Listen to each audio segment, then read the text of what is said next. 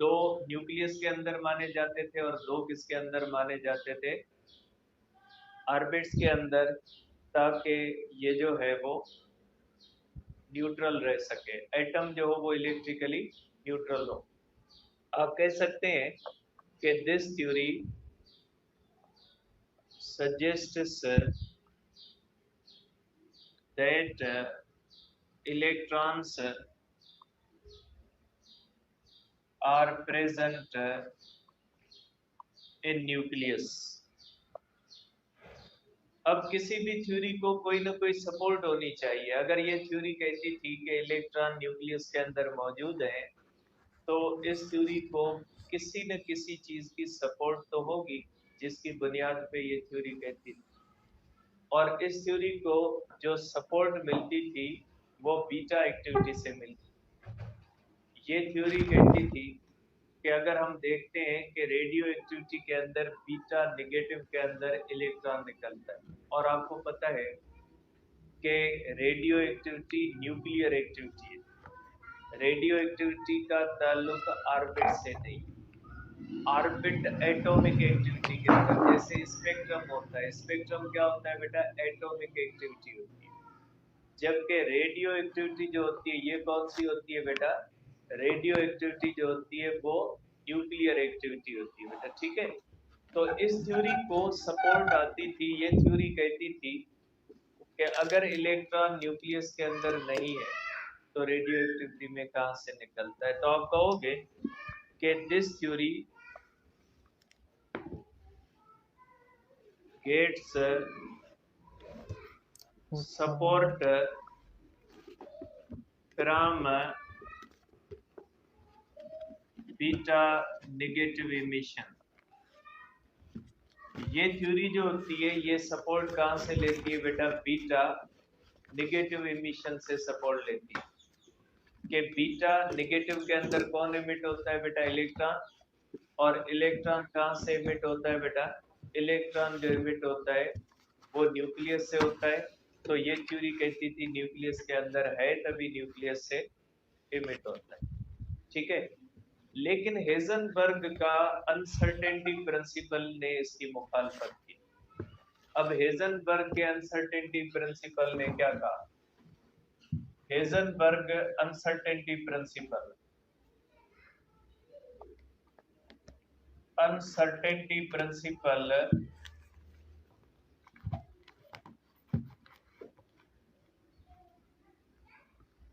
discarded this theory।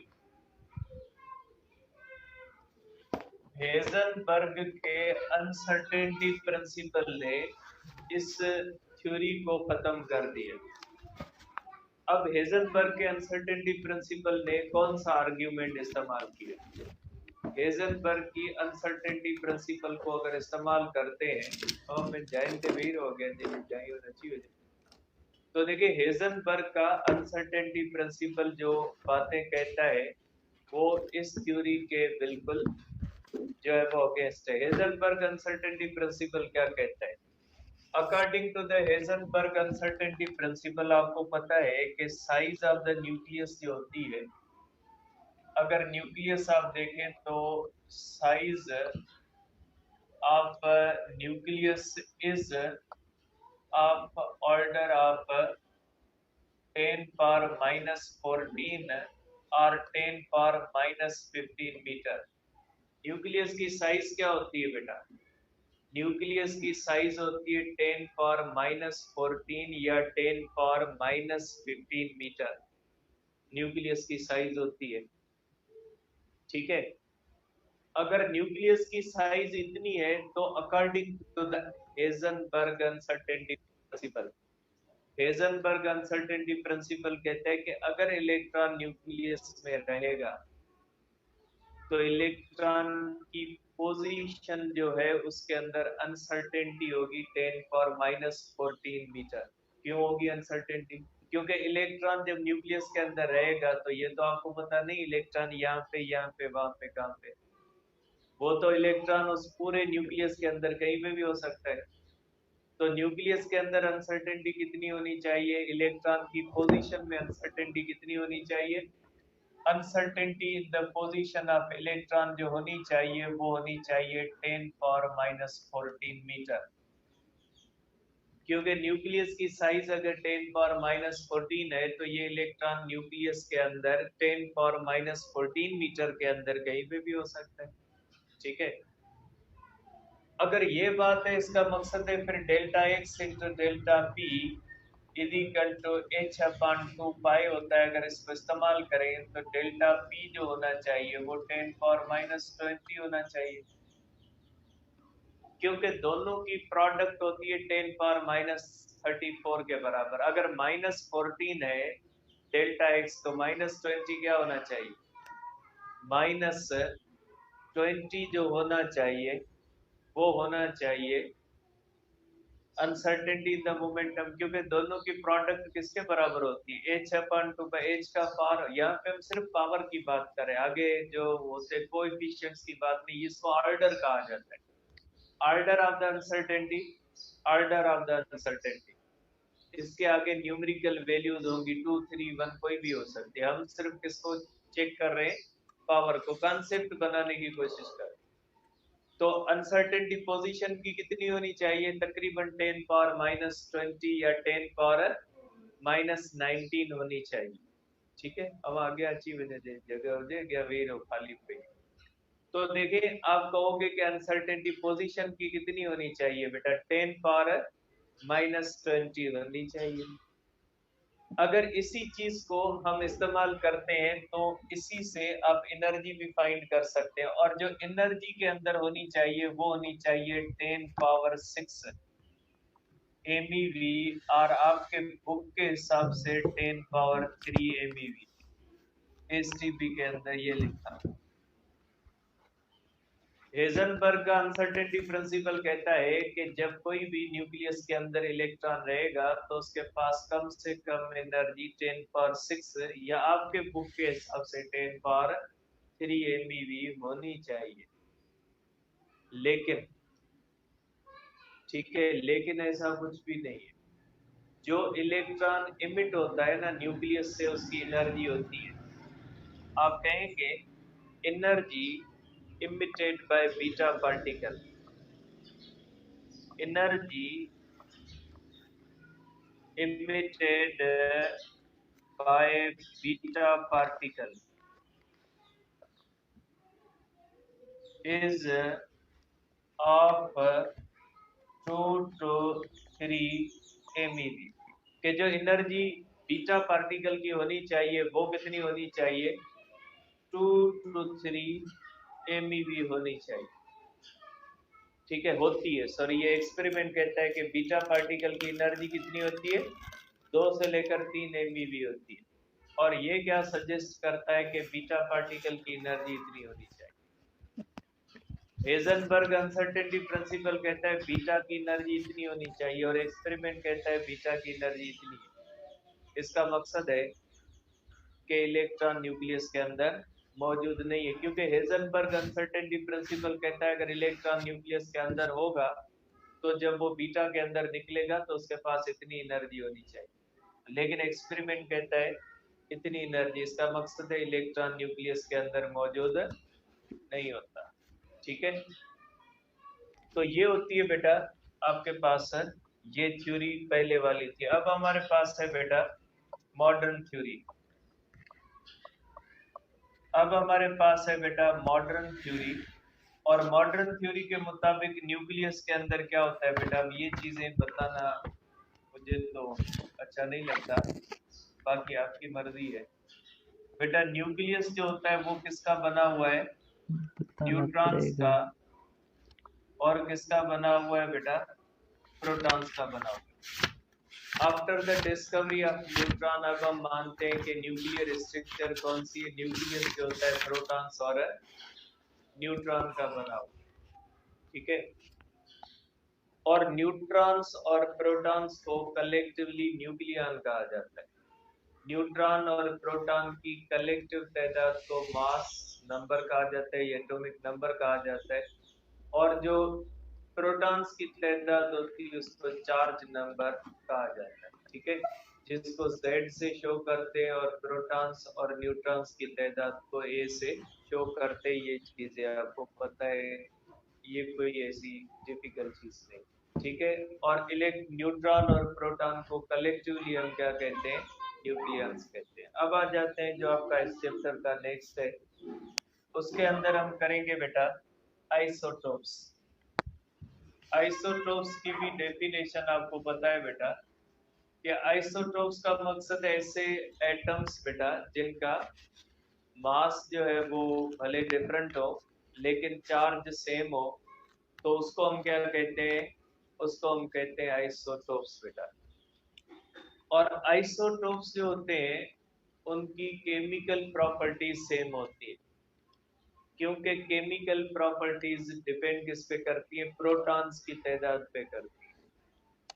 अगर दो nuclei के अंदर प्रोटॉन्स की तादाद बराबर है तो वो आइसोटोप्स कहलाते हैं, और आइसोटोप्स की केमिकल प्रॉपर्टीज सेम होती है, क्योंकि केमिकल प्रॉपर्टीज को तय किया जाता है नंबर ऑफ प्रोटॉन से या चार्ज नंबर। लेकिन चार्ज नंबर जो हम प्रोटॉन्स की सूरत में कहते हैं, इलेक्ट्रॉन से नहीं करें, क्योंकि इलेक्ट्रॉन तो आते जाते हैं, इलेक्ट्रॉन का आना जाना मसला ही नहीं, आयोनाइजेशन हो जाती है, तो इलेक्ट्रॉन का आना जाना लगा रहता है, उससे केमिकल प्रॉपर्टीज पे फर्क नहीं पड़ता।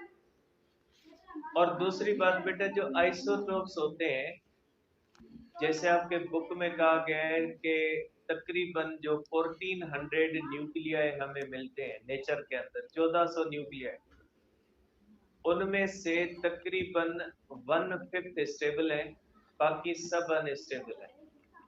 अब अनस्टेबल का मकसद होता है कि ऐसे न्यूक्लियाई जो एक न्यूक्लियस से चेंज होकर दूसरे न्यूक्लियस में कन्वर्ट हो जाते हैं, उनको अनस्टेबल कहा जाता है। तो 1400 न्यूक्लियाई में से सिर्फ 1/5 न्यूक्लियाई हैं जो स्टेबल है, और बाकी रेडियो एक्टिविटी के थ्रू किसी और न्यूक्लियस के अंदर कन्वर्ट हो जाते हैं। तो ये जो रेडियो एक्टिविटी होती है, ये मोस्टली जो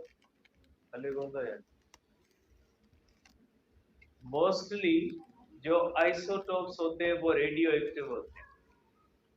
अब रेडियो एक्टिविटी का रीजन क्या है बेटा, रेडियो एक्टिविटी जो होती है, ज्यादातर आइसोटोप्स रेडियो एक्टिव होते हैं, जबकि हम तो ये पढ़ते हैं कि रेडियो एक्टिविटी का जो होती है वो 81 से या उससे अबोव, लीड से अबोव है, ठीक है।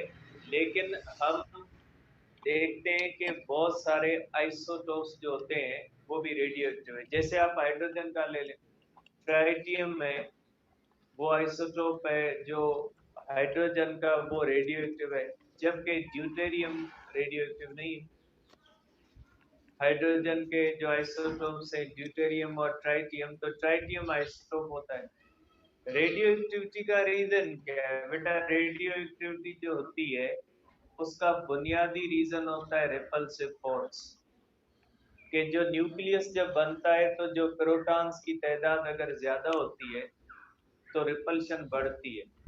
अब इस रिपल्शन को बैलेंस करने के लिए नेचर ने एक सिस्टम रखा है, न्यूट्रॉन्स की तादाद ज्यादा होती है, न्यूट्रॉन कंट्रीब्यूट करते हैं अट्रैक्टिव फोर्सेस के अंदर, क्योंकि न्यूट्रॉन न्यूट्रल पार्टिकल होता है, ग्रेविटेशनल फोर्स के थ्रू वो अट्रैक्टिव फोर्सेस बढ़ाता है। इसलिए नेचुरली जिस एटम के न्यूक्लियस के अंदर प्रोटॉन ज्यादा होते हैं उसमें न्यूट्रॉन ज्यादा होते हैं, इसलिए कि इसके अंदर जो है वो अट्रैक्टिव फोर्सेस जो होती है वो ज्यादा करनी होती है, ताकि न्यूक्लियस जो बन पाए वो स्टेबल बन पाए। न्यूक्लियस की स्टेबिलिटी के लिए जरूरी है कि न्यूट्रॉन्स की तादाद प्रोटॉन से ज्यादा हो, ठीक है। लेकिन फिर भी एक पैरामीटर है जो हमें बताता है कौन सा न्यूक्लियस रेडियो एक्टिव होगा, कौन सा न्यूक्लियस रेडियो एक्टिव नहीं होगा। तो रेडियो एक्टिविटी जो होती है ना, उसका पैरामीटर कौन सा होता है, उसका पैरामीटर होता है न्यूट्रॉन टू प्रोटॉन रेशियो, ठीक है। अगर किसी भी न्यूक्लियस का neutron to proton ratio greater than 1.6 हो, एक अपर लिमिट होती है, एक लोअर लिमिट होती है, अब लोअर लिमिट शायद 0.6 है या उससे कम है। तो ऐसे न्यूक्लियाई जिसका न्यूट्रॉन टू प्रोटॉन रेशियो 1.6 से अबोव होगा, उसमें रिपल्सिव फोर्सेस स्ट्रांग होगी और अट्रैक्टिव फोर्सेस उससे वीक होंगी, और न्यूक्लियस अनस्टेबल होगा। और न्यूक्लियस स्टेबल होता है रेडियो एक्टिविटी से। आप कह सकते हैं रेडियो एक्टिविटी न्यूक्लियस की वोमिटिंग होती है, कि जैसे कोई पॉइजन वाली चीज खा लेते हो या ज्यादा खा लेते हो, तो नेचुरल सिस्टम होता है वोमिटिंग होना।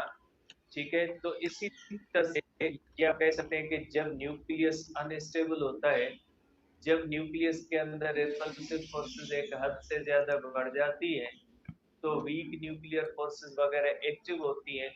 अब इतना डीप में मैं नहीं जा रहा, क्योंकि आपके पास इतना है नहीं, जस्ट इंट्रोडक्शन दी गई है। तो आप क्योंकि एंट्री टेस्ट के अंदर अब इंट्रोडक्शन ही रखें, आप जो चीज़ आपके बुक के अंदर है वहीं तक महदूद रहे, अंदर आप जाओगे तो ये बहुत बड़े टॉपिक्स हैं, और बाकायदे जो है वो इनकी बहुत सारी डिटेल्स होती हैं, इनमें जाने की अब जरूरत नहीं है। तो आप कहोगे कि न्यूट्रॉन टू प्रोटॉन रेशो जो होता है वो तय करता है कि कौन सा न्यूक्लियस स्टेबल होगा और कौन सा न्यूक्लियस अनस्टेबल होगा। तो इसके अंदर दो तीन पॉइंट्स आपको याद रखनी है कि केमिकल प्रॉपर्टीज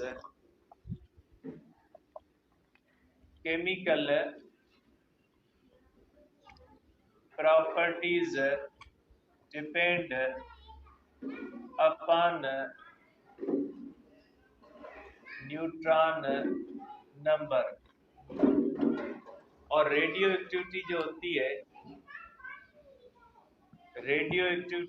है बेटा, इसका रीजन रिपल्सिव फोर्स होता है, जबकि इसका पता हमें लगता है न्यूट्रॉन टू प्रोटॉन रेशियो से। अगर किसी भी चीज का neutron to proton ratio greater than 1.6 होगा, ठीक है, या n टू z भी आप कर सकते हैं, क्योंकि z जो होता है वो क्या होता है बेटा, चार्ज नंबर होता है। तो ये जो होते हैं जिसका 1.6 से अबव होगा वो रेडियो एक्टिव होगा, और 80 या 81 लीड से आगे जो भी है ना, वो उनका न्यूट्रॉन टू प्रोटॉन रेशियो 1.6 से अबव है बेटा। अब इसके बाद है स्टेबिलिटी चार्ट दिया हुआ है आपके बुक में बेटा। अब ये स्टेबिलिटी चार्ट है यहाँ पे दिया हुआ बेटा।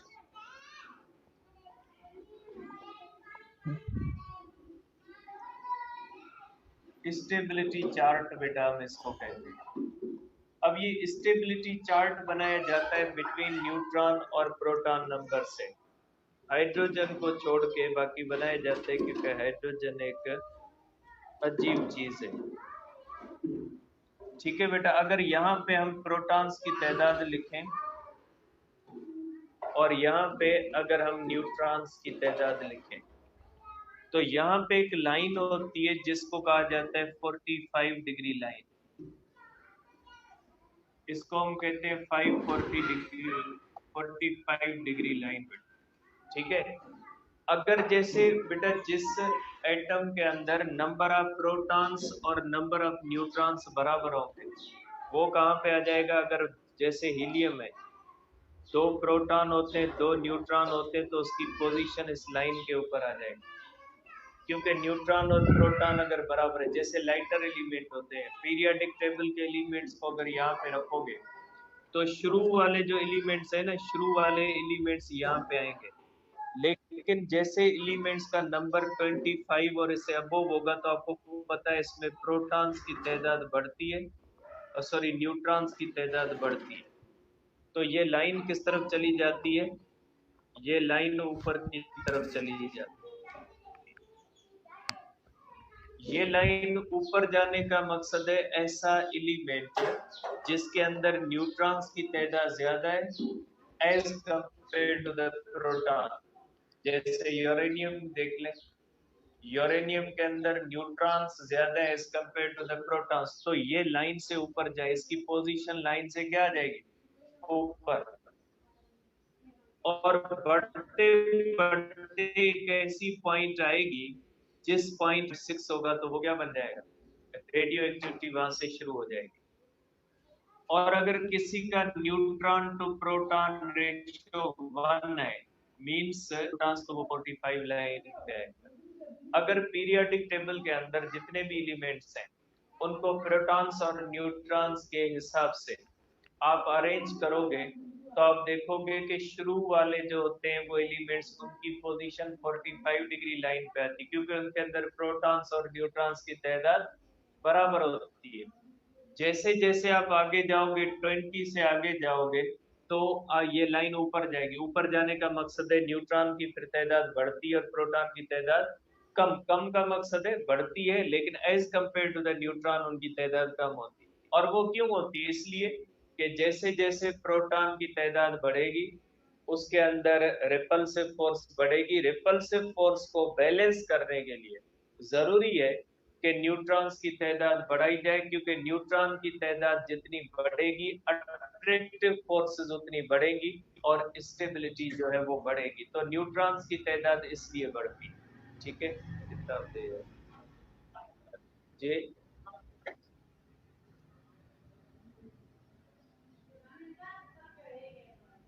प्रोटॉन है।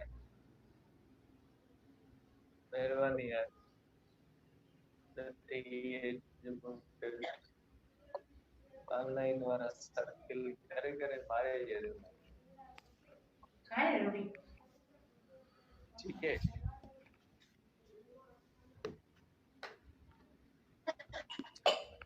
हिकिड़ी वीडियो में शइ हूंदी आहे जेके पाण करेक्ट करे सघो था, अहिड़ा मथो पाड़ी न वठंदा। तो देखिए पेज नंबर है बेटा 301 पे। Out of about 1400 nuclei which are known to exist, only about when 1/5 are found to be stable. Let us now analyze them on a chart according to their number. ये chart जो मैंने बनाया of protons and neutrons, as shown in the figure 19.1, if a nucleus has an equal graph will be on 45 degree line. This is approximately the situation for the commonest isotopes of the lighter elements. As the atomic number increases, however, the number of extra neutrons gets larger and larger. It is to be noted that N must be greater than Z in order to achieve stability, except for some of the very light nuclei. जैसे hydrogen होती है उसको छोड़ के बाकी जितने भी elements हैं उनकी स्टेबिलिटी के लिए जरूरी है कि न्यूट्रॉन्स की तादाद प्रोटॉन से ज्यादा हो, क्योंकि न्यूट्रॉन कंट्रीब्यूट करते हैं अट्रैक्टिव फोर्स के अंदर। Thus we conclude that all the neutrons, या न्यूक्लियंस कहते हैं या न्यूट्रॉन्स कहते हैं, all the nucleus नहीं है, all the neutrons contribute to the attractive forces that hold the nucleus together. क्योंकि न्यूट्रॉन न्यूट्रल पार्टिकल होता है, ग्रेविटेशनल अट्रैक्टिव फोर्सेस होती है। whereas the instability, और इनस्टेबल क्यों होता है, अनस्टेबल क्यों होता है, क्यों होती है इनस्टेबिलिटी? तो ये होता है is due to the repulsive Coulomb force between the protons as Z increases. In excess of n over Z is required to in order to achieve stability.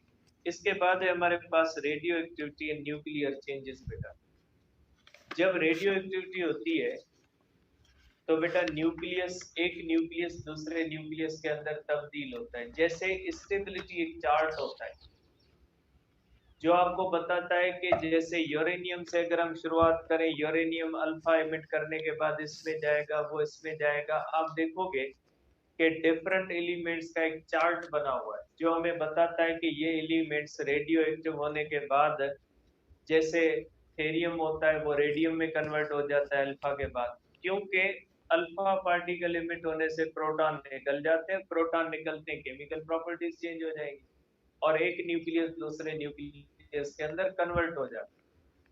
तो इसका मकसद है कि रेडियो एक्टिविटी की वजह से न्यूक्लिया एक दूसरे के अंदर कन्वर्ट होते हैं। ठीक है, और सबसे पहले जो रेडियो एक्टिविटी को डिटेक्ट किया था वो बकेरेल ने किया था, और बकेरेल ने दो तीन चीजें बहुत ही इंपॉर्टेंट कही थी।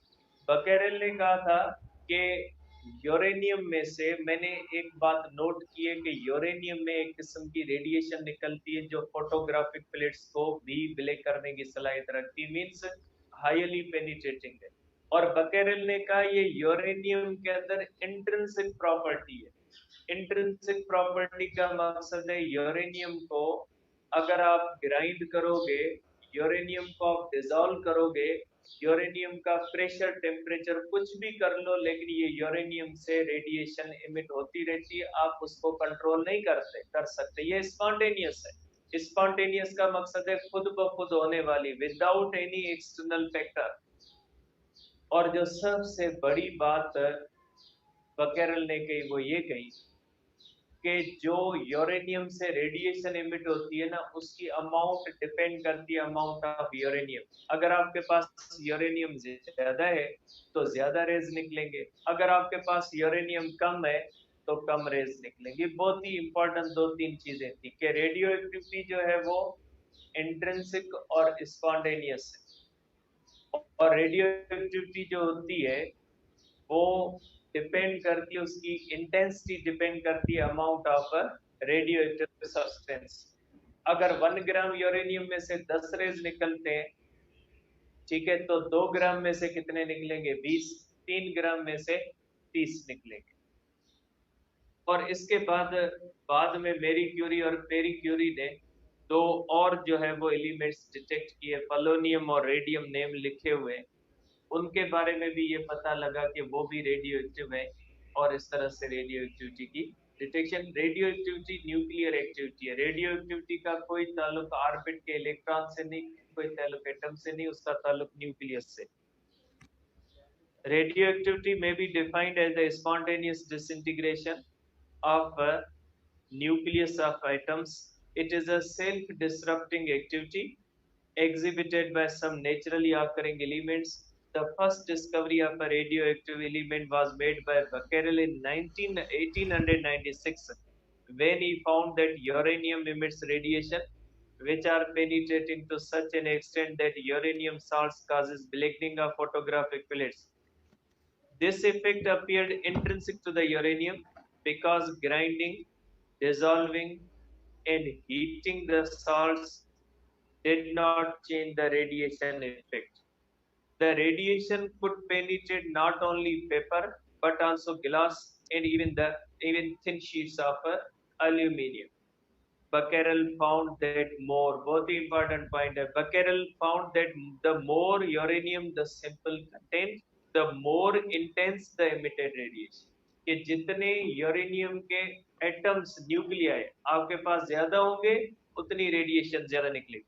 2 years later, Marie and Pierre Curie succeeded in chemically isolating two new elements, polonium, ठीक है, and radium, which were found to be radioactive. It has been demonstrated that all the elements with Z greater than 83 are radioactive. अब इसके बाद radio activity के अंदर 3 किस्मों के race निकलते हैं, अल्फा, बीटा, गामा। और अल्फा के पास इतनी चार्ज है, इतना मास है। ये किसने फाइंड किया था? रदरफोर्ड और उसके साथियों ने, ठीक है।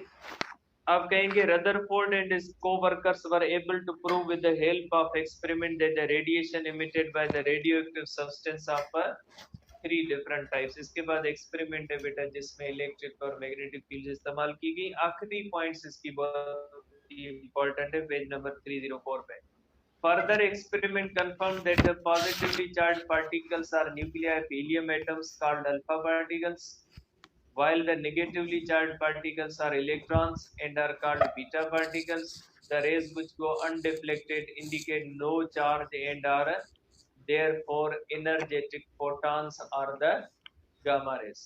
Alpha particle is just a helium atom with both of its electrons removed. It has atomic weight or mass number 4 and the charge number 2.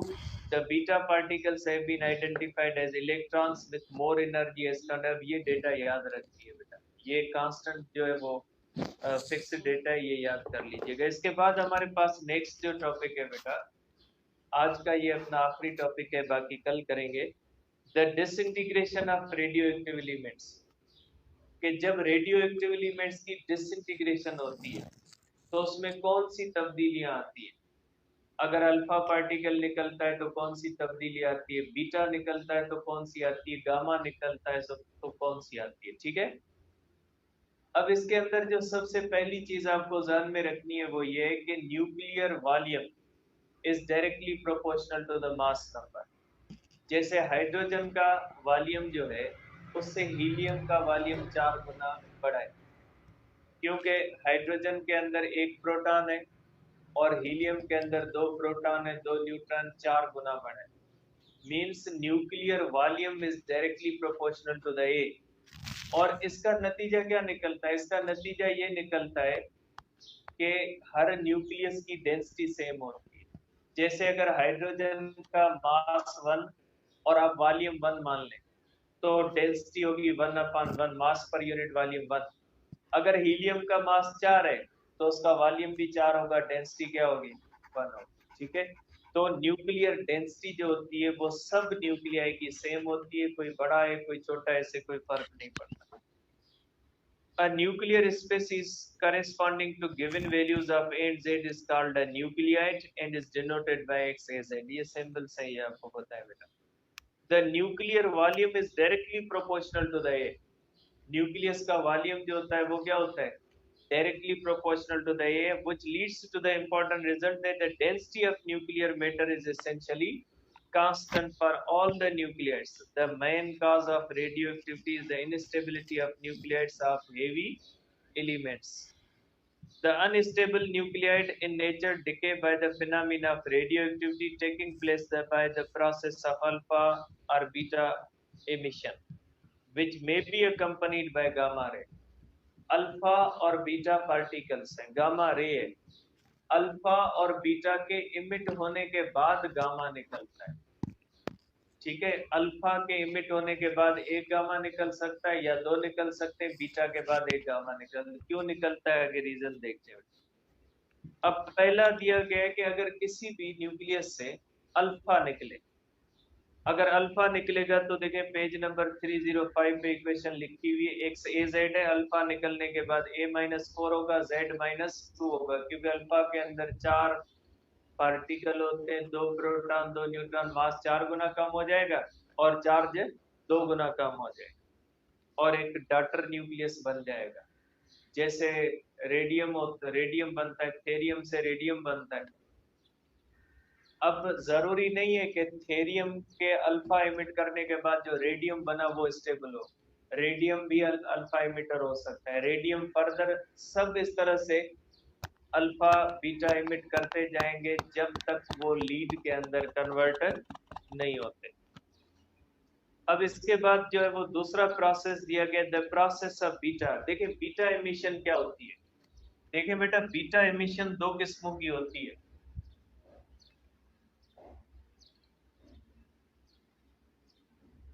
देखिए बेटा, बीटा एमिशन के अंदर होता है एक बीटा पॉजिटिव। बीटा पॉजिटिव तब होता है बेटा जब प्रोटॉन कन्वर्ट हो जाता है न्यूट्रॉन के अंदर। तो जाहिर सी बात है ये होता है बेटा, ये जो बीटा एमिशन होती है ये होती है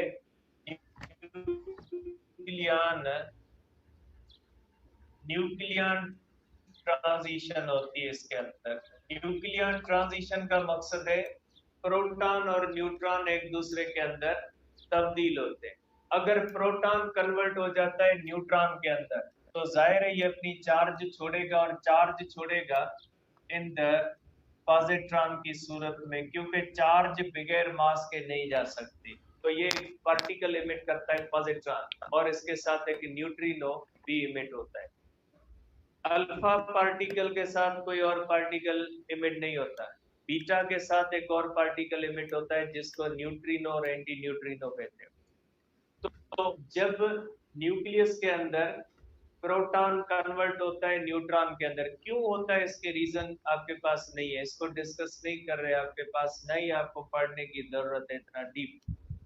जस्ट सिंपल आपके पास इंट्रोडक्शंस दी गई है तो आप जस्ट वहीं तक रहें कि प्रोटॉन जब कन्वर्ट होता है न्यूट्रॉन के अंदर, बहुत सारी इसके अंदर और भी चीजें।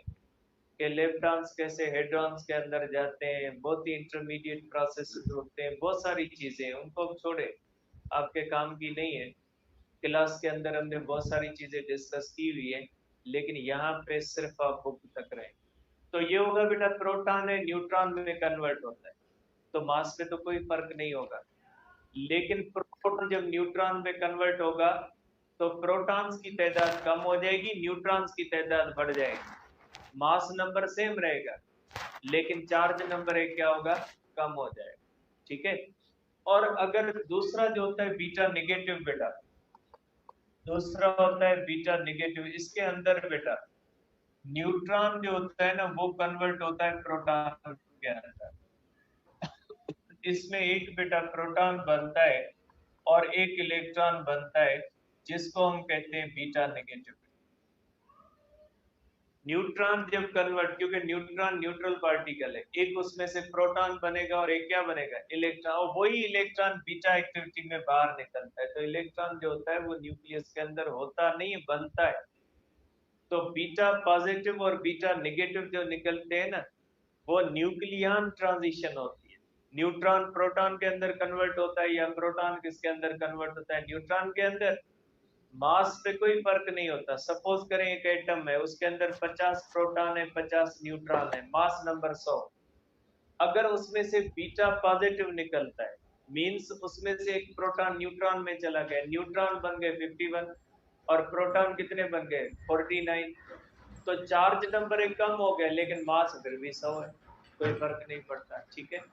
तो इस तरह से आप कहते हो कि देखिए दो इक्वेशंस दी गई है, एक के अंदर जब बीटा पॉजिटिव होता है तो Z-1, क्योंकि प्रोटॉन न्यूट्रॉन में चला जाता है, और दूसरा बीटा नेगेटिव है, उसमें Z+1, क्योंकि न्यूट्रॉन किस में चला जाता है, प्रोटॉन के अंदर। इसके बाद नीचे दिखाया हुआ है कि देखिए अल्फा या बीटा के निकलने के बाद, जब अल्फा निकलता है या बीटा निकलता है, तो आपको पता है बेटा कि जैसे गन से बुलेट निकलती है, तो बुलेट फॉरवर्ड मूव करती है, गन क्या होती है, बैकवर्ड। यही किस्सा होता है न्यूक्लियस के साथ। न्यूक्लियस समझिए गन है, जब अल्फा और बीटा बुलेट्स फायर होती हैं तो गन पीछे जो होती है ना, उसको रिकॉइल एनर्जी होती है, और न्यूक्लियस वाइब्रेट करना शुरू कर देता है। न्यूक्लियस जब अपनी वाइब्रेशनल एनर्जी रिलीज करता है, तो अगर अल्फा है तो अल्फा बड़ा बड़ा पार्टिकल है, उसके नतीजे में रिकॉइल ज्यादा होता है, इसलिए अल्फा के बाद दो फोटॉन भी, दो गामा भी निकल सकते हैं, और एक गामा हाई एनर्जेटिक भी निकल सकता है। ये नीचे बेटा ये जो ग्राफ दिया हुआ है ना पेज 304 पे, ये अल्फा एमिटर है। इसमें देखें एक गामा भी हो सकता है और दो गामा। इसके नीचे करेक्शन कर दें, Z-2 है और Z-4, Z-4 नहीं, A-4 कर दें। और अगर बीटा निकलेगा तो बीटा बेटा छोटा पार्टिकल होता है, तो रिकॉइल एनर्जी क्या होती है, कम, और नतीजे में इसमें से अगर कोई निकलेगा तो एक गामा निकलेगा बीटा के बाद। इसीलिए गामा जो होता है वो हमेशा अल्फा और बीटा के बाद निकलता है, क्यों, अल्फा और बीटा जब एमिट होते हैं तो वो जब निकलते हैं ना, तो अपने पीछे अपने पेरेंट न्यूक्लियस को एक्साइटेड छोड़ के जाते हैं, और जब वो अपनी वाइब्रेशनल एनर्जी रिलीज करता है तो वो in the form of a gamma ray emitter. ठीक है, आगे कल करेंगे, चलो ये चैप्टर एक दो दिन के अंदर हो जाएगा।